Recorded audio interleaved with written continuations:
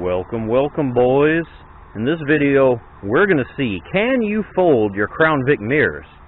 And if so, how do you do it? So the other day, Panzer Platform had a post, community post on YouTube and said, check this guy out. Shows you how to replace your window switch. And I noticed in the thumbnail, the mirror was folded. Then when I watched the video, homeboy, other than dropping F-bombs every other word, and being the ultimate badass, he folded his mirror, and I was like, dude, Crown Vic mirrors fold? And Panzer Platform's like, yours doesn't? To which I reply, do they? Question mark, exclamation point? So let's find out. Can you fold these things?